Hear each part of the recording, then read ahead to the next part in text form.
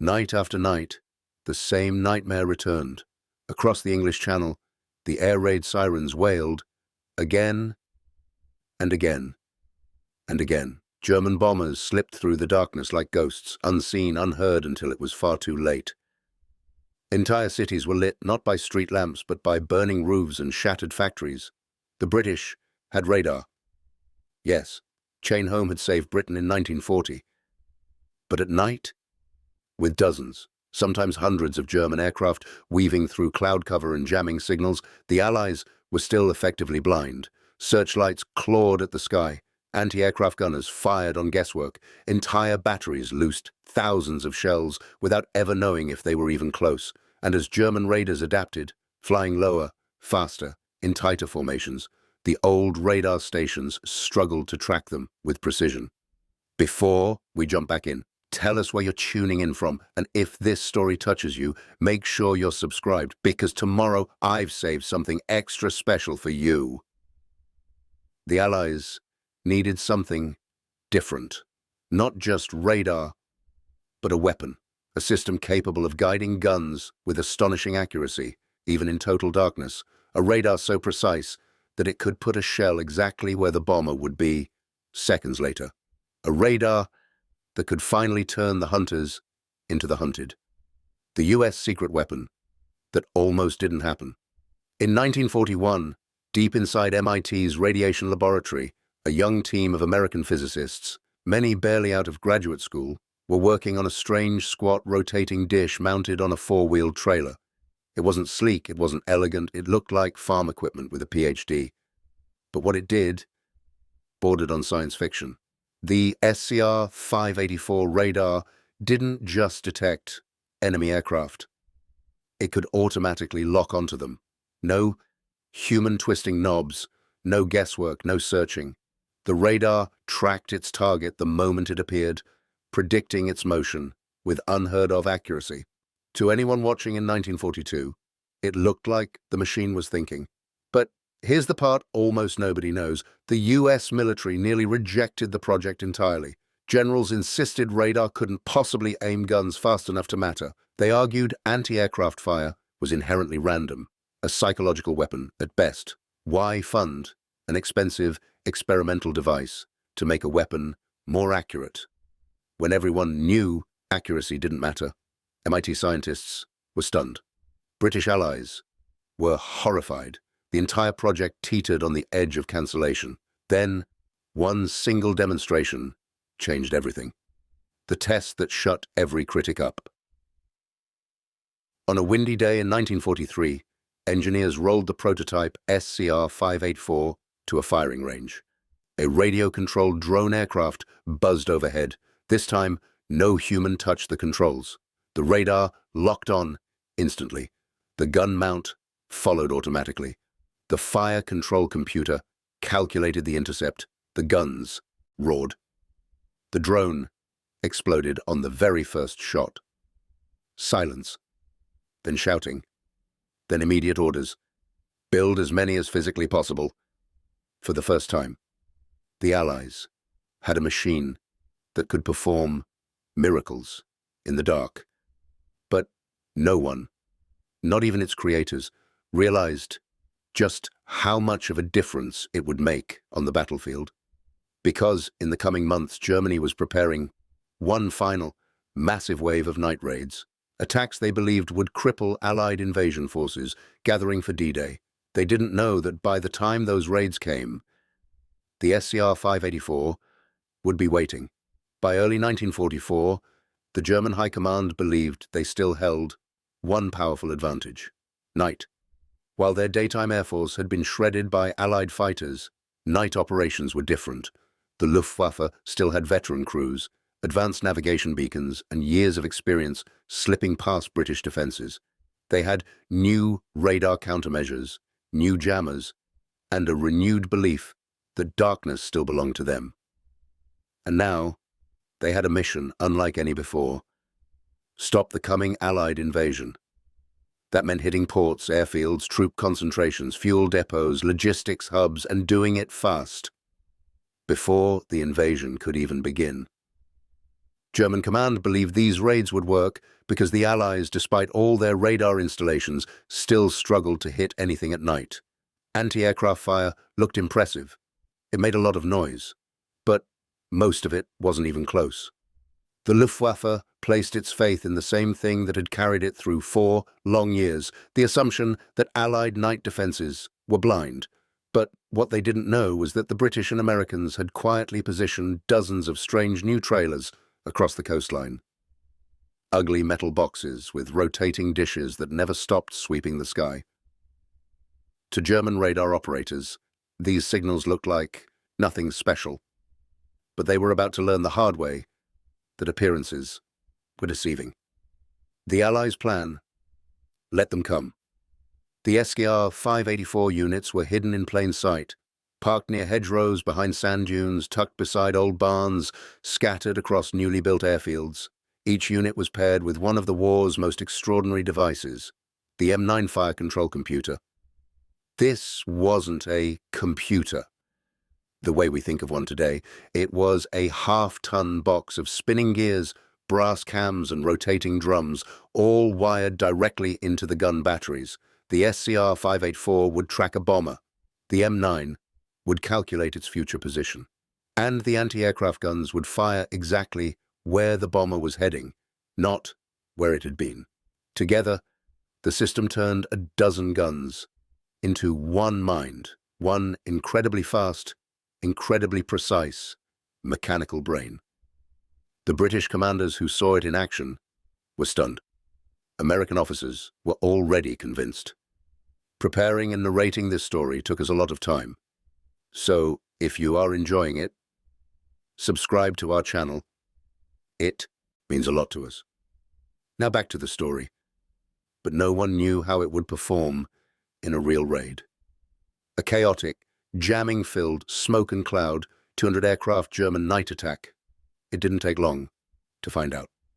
The night of March 18th, 1944. Just after midnight, the first German pathfinders crossed the French coast. Their radar altimeters pinged. Their navigation beams stabilized. Their bomb bays opened. Behind them came dozens more. The night sky began filling with the familiar, distant hum of German engines. But Allied radar screens were different this time. On ordinary radar sets, incoming bombers appeared as vague blurs, hard to distinguish from clouds or ground clutter. On the SCR-584, each bomber appeared as a single crisp point, a perfect sharp echo. And as soon as the echo appeared, the radar locked onto it, automatically. No operator twisting knobs, no searching, no estimating. The machine did everything itself. By the time German crews reached their approach vectors, the SCR-584 units had already been tracking them for minutes. Allied gunners didn't wait, they didn't guess, they fired with the confidence of someone who already knew the outcome. The first wave of German bombers suddenly found themselves flying into a wall of precisely timed, perfectly placed shell bursts. Within seconds, the Luftwaffe realized this was not normal anti-aircraft fire. Something new was happening. Something terrifying. German crews had always counted on certain truths. Anti-aircraft fire was inaccurate. Radar couldn't track low-flying bombers. Jamming could confuse Allied defenses. Darkness made them nearly invisible. But now, none of those things were true anymore. With the SCR-584, jamming didn't work. The radar used frequency-hopping magnetrons. Evasive maneuvers didn't break the lock. The automatic tracking kept up flawlessly. Smoke and clouds didn't hide them. Wavelengths cut right through. Flying low was suicidal. The system actually tracked better at lower altitudes. It was as if the Allies had suddenly gained supernatural vision. One German pilot later described the feeling like this: it was as if the guns already knew where we would be. We were not fighting men anymore. We were fighting machines. Burst after burst exploded right in front of German cockpits. Aircraft fell in flames, not occasionally, not randomly, but with a consistency that was shockingly unnatural. Spotters on the ground began shouting, "They're dropping like stones." By dawn, German intelligence officers were stunned. Loss rates had more than tripled overnight. and as reports filtered in from across the front, a chilling pattern appeared. Every area hit hardest had one thing in common. Every one of them had an SCR-584. Within days, the Luftwaffe's night fighter staff was burning through every scrap of intelligence they could find. Was it a new gun, a new shell, a new fuse? None of those explained the precision. German radar scientists offered a chilling possibility. We believe the Allies have developed an automatic tracking radar. But even they didn't know how advanced it truly was. The Luftwaffe attempted new jamming frequencies, changed approach patterns, shifted to extreme low-level flight, ran diversion raids, launched decoy aircraft. Nothing worked. Because the SCR-584 didn't care. It didn't get confused. It didn't hesitate. It didn't make mistakes. It simply locked on and guided the guns with a cold, mechanical patience no human could match. And then came the moment the German High Command finally understood. Night operations were no longer safe. Night was no longer theirs. The old rules were gone. One officer summarized the situation with brutal clarity.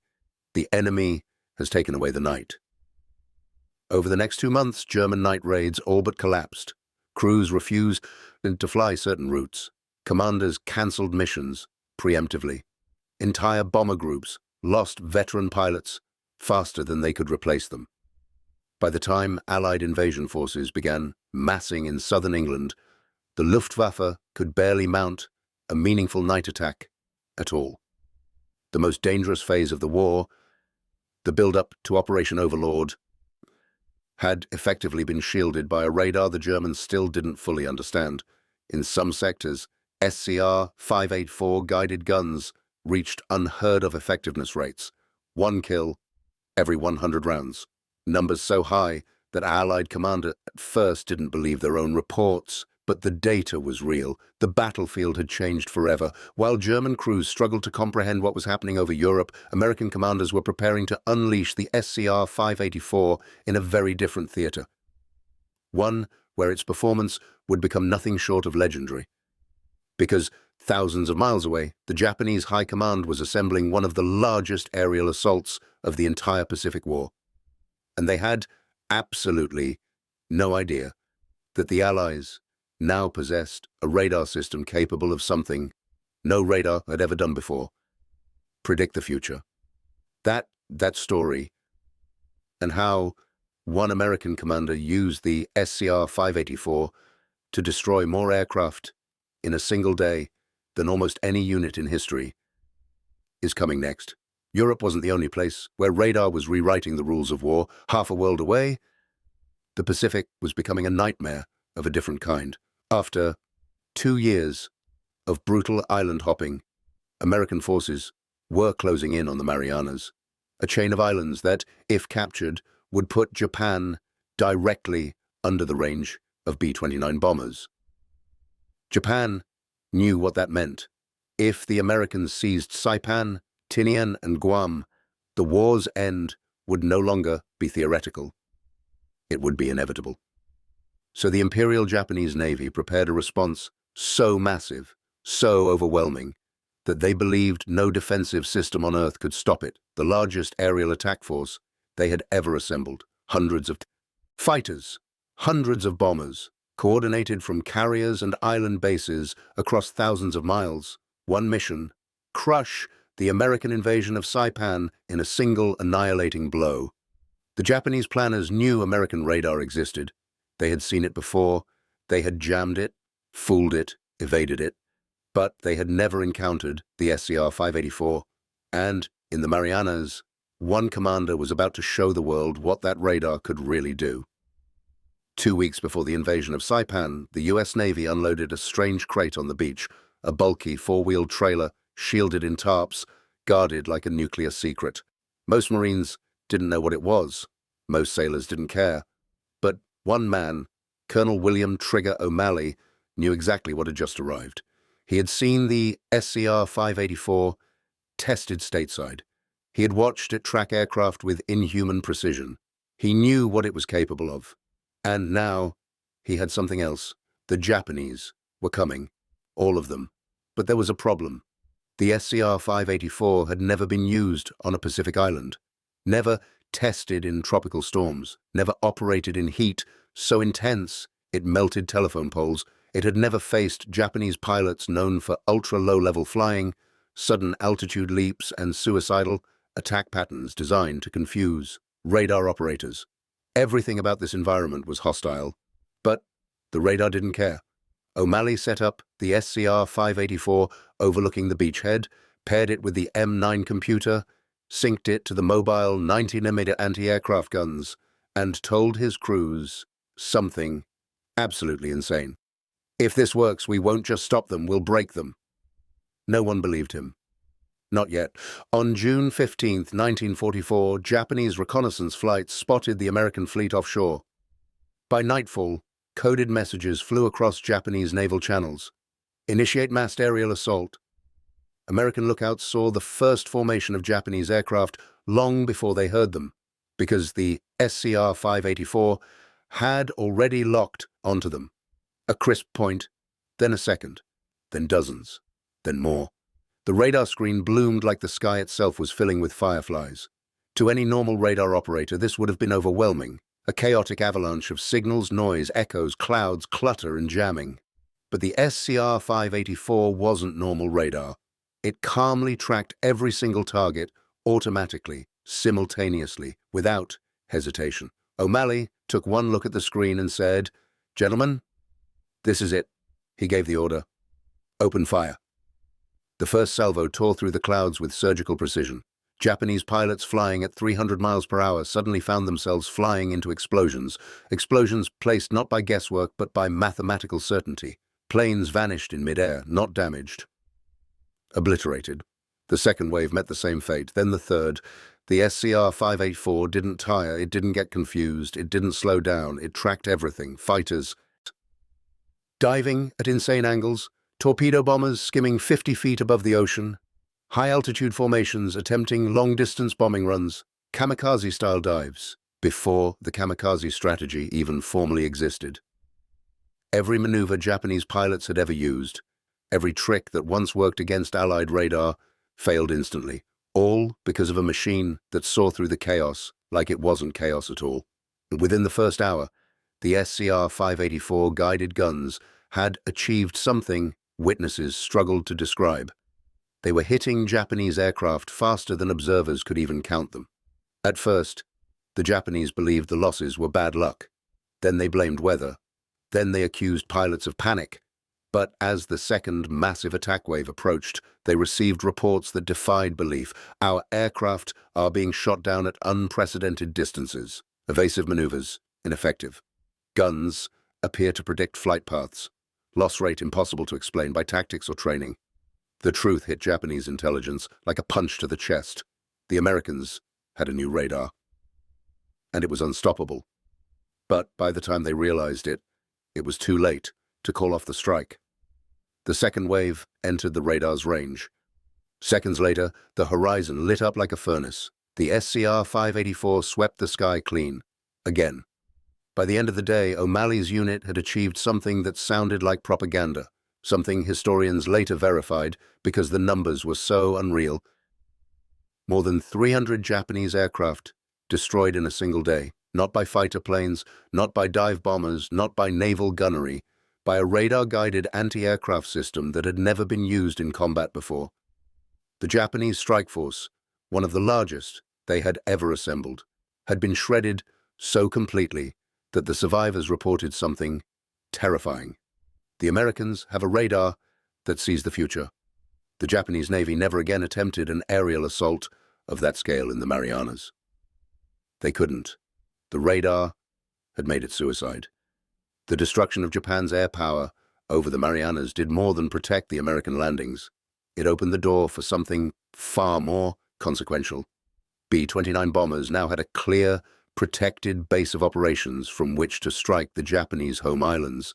This single fact changed the entire trajectory of the Pacific War, and none of it, not one bit, would have been possible without a radar originally dismissed as too experimental, too expensive, and too complicated. In Europe, it had blinded the Luftwaffe. In the Pacific, it had broken the Japanese air arm. But the SCR-584 still had one final secret, one that would shape the Cold War and every modern air defense system that came after it. And that is where we go next.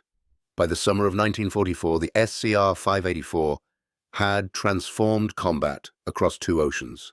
Its effects were as profound in the minds of enemy pilots as they were on the battlefield itself. For German Luftwaffe night raiders over Normandy and Japanese airmen over Saipan, the psychological toll was immediate.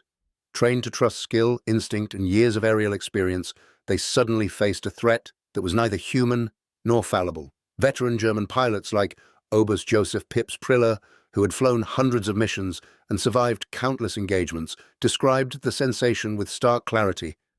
We were not fighting enemy pilots anymore. We were fighting mathematics calculated by machines. Individual skill had become irrelevant. The same despair echoed in the Pacific. Japanese aviators who survived the initial waves of SCR-584 guided fire reported, "The guns seemed to anticipate every move we made. No training, no evasive tactic could save us." Across both theaters, the sentiment was consistent. Traditional combat valor had become insufficient. Human skill could not compete with automation that calculated trajectories faster than the mind could comprehend. These accounts demonstrate that the SCR-584's impact was not merely technical, but deeply psychological, instilling a sense of futility in those who faced it. While the technical superiority of the SCR-584 was remarkable, its production and deployment highlight an equally critical advantage: American industrial philosophy. Whereas German radar systems were meticulously handcrafted, requiring highly skilled technicians and often unique components for each unit, the SCR-584 was designed for mass production and field reliability. Chrysler Corporation, primarily an automobile manufacturer, spearheaded production. By the end of the war, nearly 3,000 SCR-584 units had been manufactured. Each could be set up and operational within 30 minutes, operated by a crew trained in just a few weeks and repaired using interchangeable components. This contrasted sharply with German systems, which demanded specialized engineers and often hours or days of labor to repair minor malfunctions. The efficiency of American industrial design extended to cost. Initially priced at $50,000 per unit, the SCR-584's cost fell to under $10,000 through mass production techniques. The results were staggering. The United States could field radar coverage almost continuously, replacing lost or damaged units with relative ease. Germany, constrained by craft-based production methods, could neither match the scale nor the speed. This industrial mismatch underscores a vital lesson. In total war, production capacity, standardization, and simplicity can outweigh raw technical specifications. The SCR-584 was not only better designed, but also better delivered, ensuring that technological advantage translated into operational dominance. In Europe, the SCR-584 redefined night air operations. The Luftwaffe's night raids, once a formidable threat to Allied positions, became increasingly perilous. Key supply depots, airfields, and staging areas were shielded from surprise attacks, allowing the Allies to maintain logistical superiority and operational tempo. The invasion of Normandy demonstrated the system's effectiveness in high-intensity combat by integrating SCR-584 units with M9 directors and heavy anti-aircraft batteries. Allied forces achieved a defensive envelope that German pilots could neither penetrate nor predict. Experienced crews reported that anti-aircraft fire seemed to anticipate maneuvers, an observation rooted in the automatic tracking and ballistic computation that the radar enabled.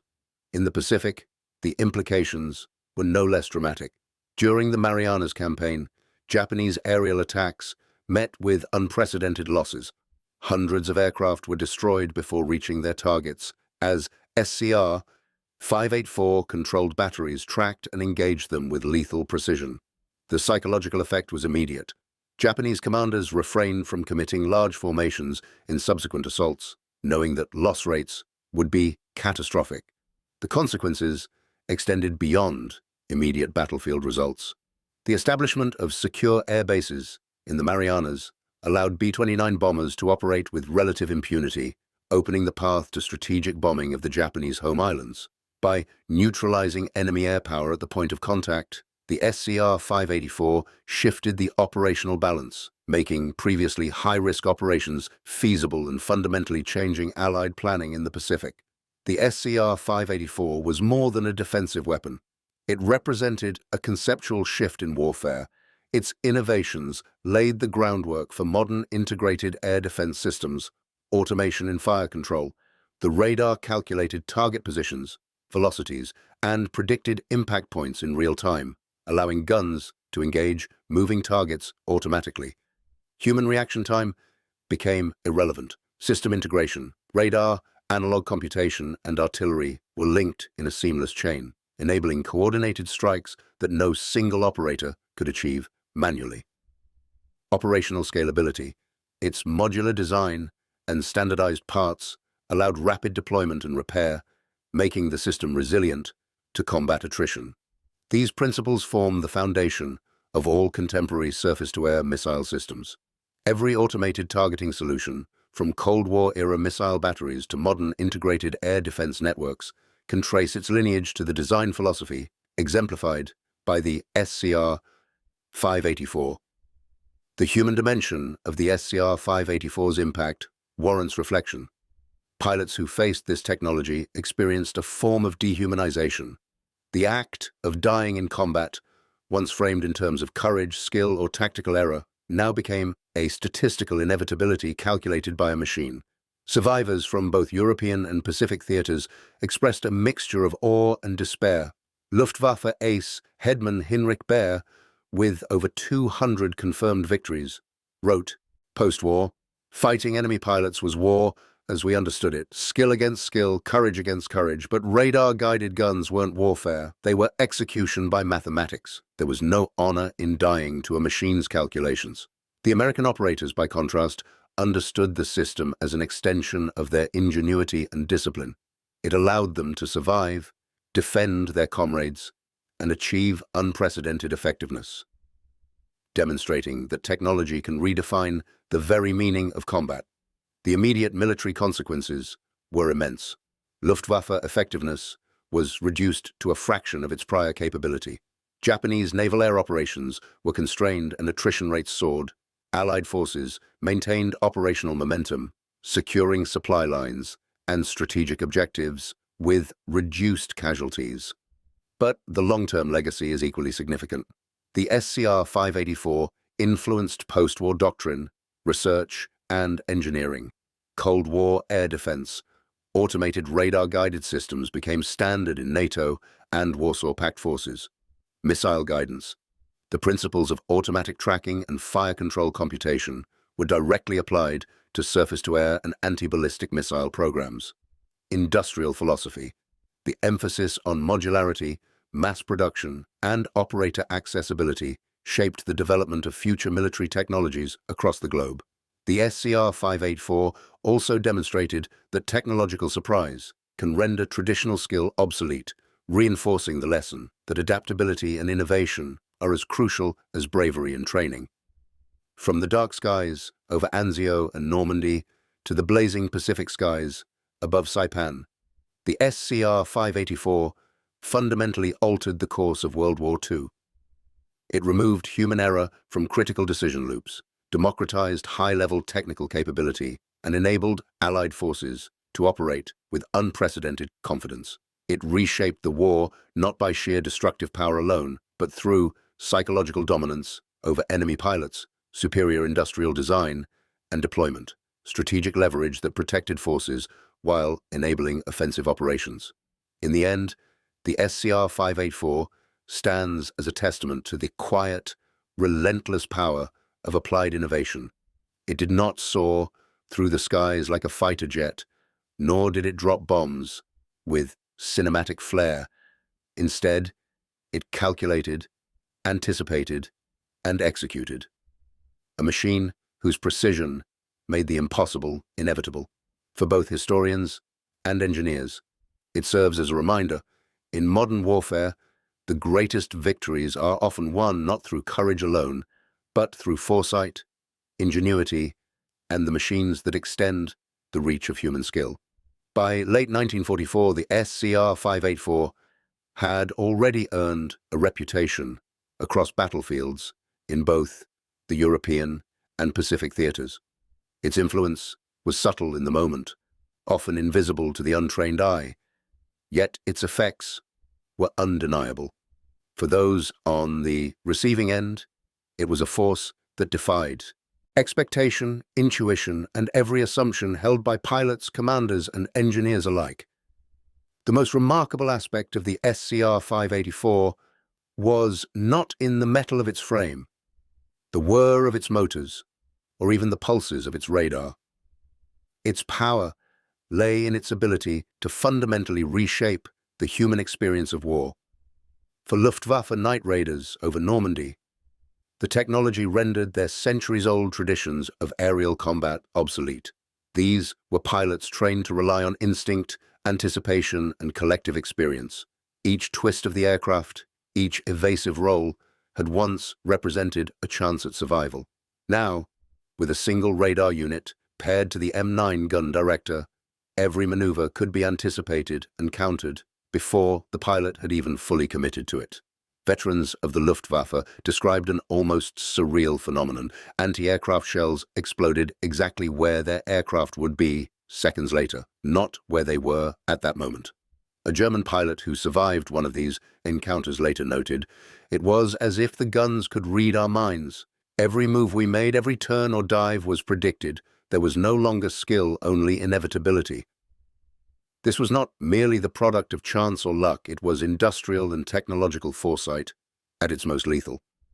American engineers had calculated every variable: wind, air density, the target speed, shell ballistics, and gravitational drop.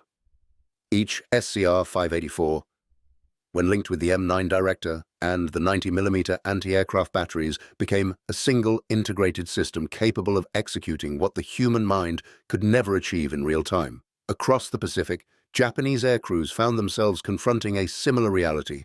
During operations over the Marianas, pilots were trained to approach targets at altitudes and speeds designed to exploit perceived weaknesses in American anti-aircraft defenses. Yet, time and again, the SCR-584 systems anticipated their flight paths, even against unpredictable maneuvers. Squadron leaders reported staggering losses. Entire formations were destroyed before reaching their targets. Standard evasive techniques failed repeatedly. Experienced aces, some with hundreds of missions, found themselves helpless against the unseen precision of these automated defenses. The effect on morale was immediate and profound. What had once been the adrenaline and courage of combat now became a psychological trial of helplessness. The very notion of bravery was reframed. Death could no longer be resisted by skill alone. In this, the SCR-584 represented a new form of warfare, one in which courage could be rendered irrelevant by superior calculation and production. The genius of the SCR-584 extended beyond its electronics. Its production embodied the American industrial model that transformed ingenuity into mass effect. While Germany invested heavily in precision craftsmanship, producing individual radar units that were often unique and required highly trained technicians to operate and repair, the United States relied on scale, standardization, and accessibility. Chrysler Corporation, using assembly line techniques refined in automotive production, manufactured nearly 3,000 units by war's end. Each system could be deployed and operational within 30 minutes, a remarkable improvement over German systems that often required hours or even days of preparation. The modular construction meant that minor repairs could be handled by personnel with minimal training, keeping the system in constant operational readiness. Cost efficiency was also a factor. The SCR-584's price dropped from $50,000 per unit to under $10,000 by the end of the war, allowing production to outpace losses rapidly. This production philosophy had a direct operational consequence. The Germans faced an unrelenting and replenishable defensive network. Even as some units were destroyed or damaged in combat, replacements could be brought online almost immediately. In contrast, German radar units were not only fewer in number, but also more fragile and labor-intensive, making sustained defense at scale impossible. In this mismatch of industrial philosophy, the Allied advantage was decisive. It demonstrated that in total war, quantity, reliability, and operational accessibility often trump pure technical sophistication. The SCR-584 did not merely protect ground troops. It transformed the conduct of war itself. In Europe, night raids, once a cornerstone of Luftwaffe strategy, became increasingly perilous. Ports, airfields, and troop concentrations were shielded from surprise attacks. The Allied campaigns in Italy and Normandy benefited directly from this transformation. German bombers, previously feared for their precision and persistence, were increasingly destroyed before they could pose any threat.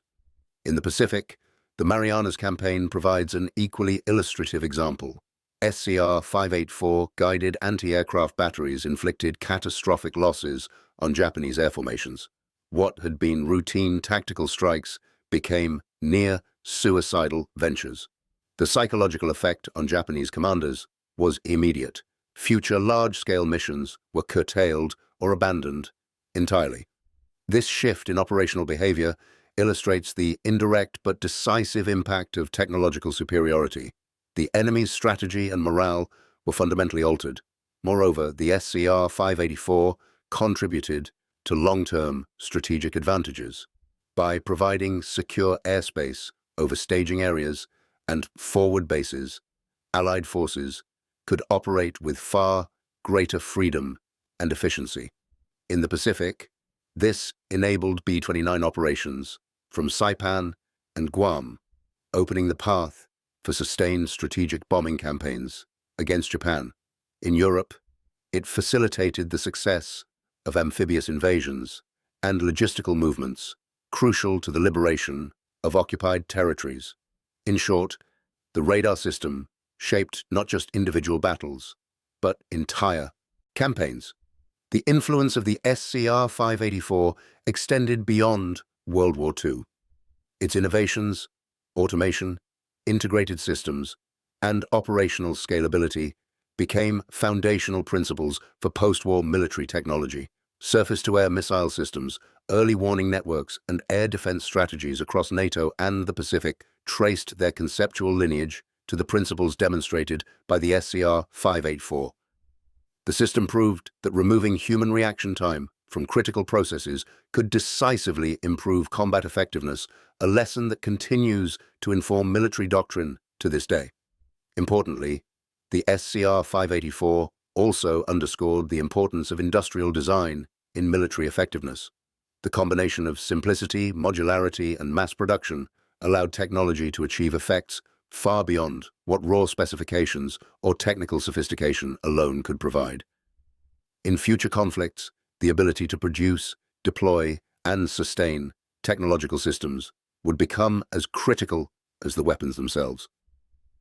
Perhaps the most enduring lesson of the SCR-584 lies in its human dimension.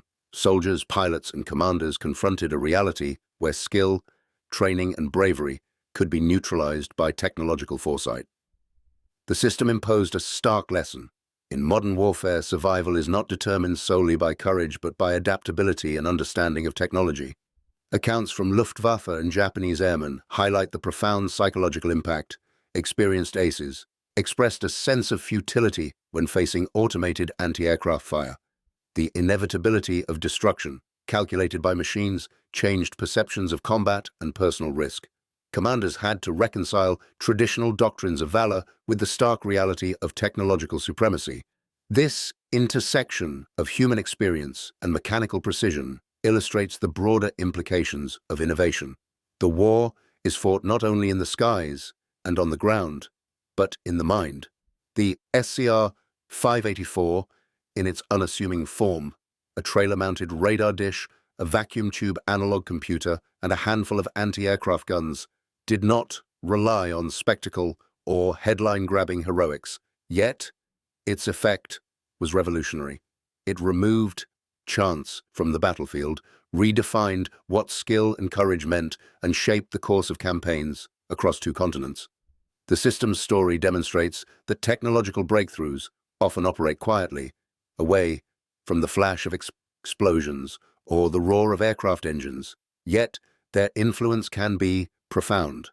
By altering the fundamental calculus of combat, the SCR-584 exemplified a new paradigm in warfare, one in which automation, foresight, and industrial capacity could decisively shape outcomes. The lessons of the SCR-584 extend far beyond its era. Technological surprise can override experience and skill. Even highly trained combatants are vulnerable to innovation they cannot anticipate. Industrial capacity amplifies technological advantage.